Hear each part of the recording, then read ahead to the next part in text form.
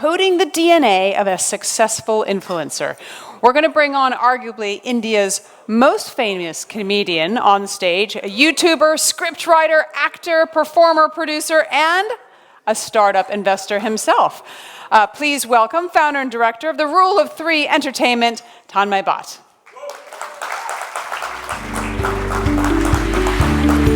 How are you? I'm good. Nice to see you. We can take the middle chairs for a change. All right. How are you? I'm good. I see you run a very tight ship. If you go up by 2 minutes, you'll be banished. That's it. That's right. It's like the giant hook comes on stage and pulls you off. Yeah. I'm not intimidated at all. I'm excited. That's good. That's good. Yeah. So no pressure. No but, pressure. I know that sometimes having a serious conversation can be tricky when everybody expects you to be funny. Yeah. So people have a lot of expectations about you, don't they? That's a good thing. I think having expectations from someone is better than people expecting nothing from you. So net, I enjoy that, and that's why literally before I came up, I was like, "What's my first laugh?" So I was like, "All right, I'll just make a joke on ED running a tight ship and somehow get my way through it." So yeah, I don't think it's a bad thing. So you haven't just made a lot of people laugh, though. You've also leveraged. I made them cry as well. Are you going to make me cry? And I hope not. I dare not. So, but you've leveraged that ability to make people laugh into success for yourself and for other people. So tell me about your strategy. How are you doing that? I think what most people don't know is that the anatomy of a joke. Which is, does anybody here know what the anatomy of a joke is? Like most people don't realize, the jokes are inherently nothing but pleasant surprises, right? Let me give you an example. Most jokes are nothing but leading the audience down one way, and then there's a surprise at the end of it. For example, there's a joke like, my grandfather had a heart of a lion, and that's why he's not allowed in the zoo anymore. For example, right? So what this really is leading people down, and then there's a surprise at the end of it. And our brains are wired to keep wanting to predict what's going to happen. And if it happens, then you get dopamine. And or if you're pleasantly surprised, you get dopamine. So this, I think, is a universal truth that can be applied to so many more things beyond just jokes. This goes for all kinds of content. It goes for product building. What my friend Kunal keeps saying is that, if products give you, random joy, that product is, will have a higher NPS. So I think what most people don't realize is that the art of telling jokes is actually the art of storytelling, is actually the art of product building, is actually the art of entrepreneurship as well. So there's universal principles in making content that can be applied to life. So yeah, that's the common factor between, writing a joke. So you can apply this anywhere.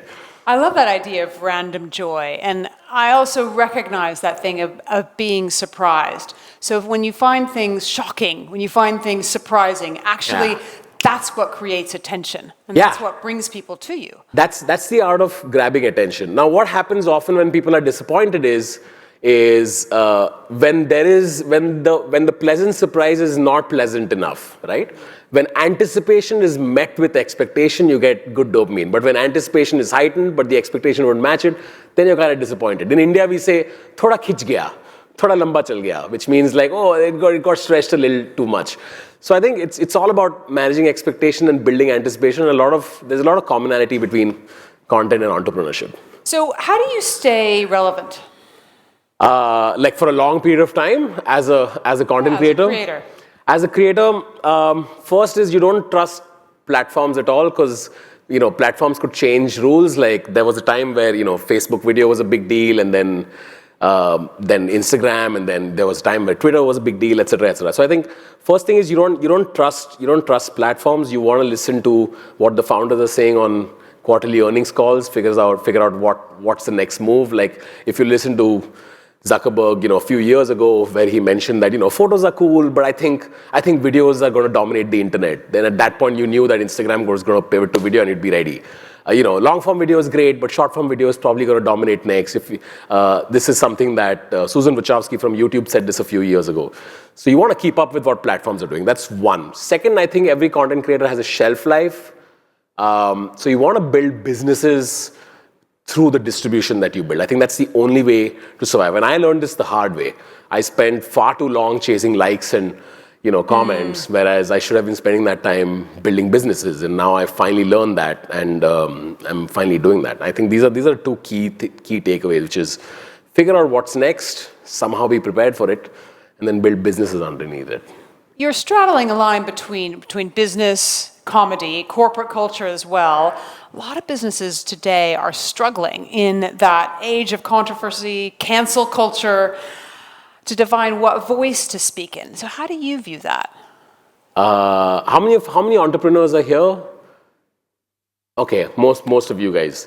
I mean, look, I have a pretty defined line in that. I actually agree with what Brian Armstrong did with Coinbase.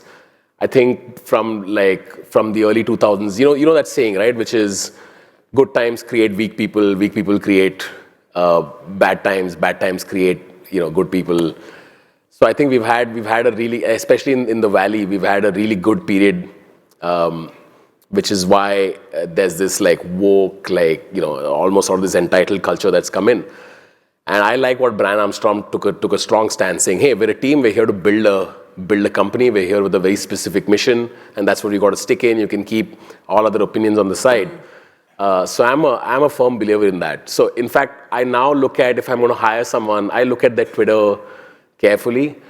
If there's a lot of tweets, I'm like, this person really likes having opinions online. I look at, when a friend of mine has more than 20 stories on Instagram in a day, I'm like, you're having a bad day, aren't you? You really need that validation from outside. So I think it actually works against you, having too many opinions online. And I think more and more founders are heading towards a space where they really look at what you're tweeting about. They really look at what your opinions are like. So if you're too outragey, it's not a good sign. I think more and more founders are going to be careful about what are the kind of people that they hire.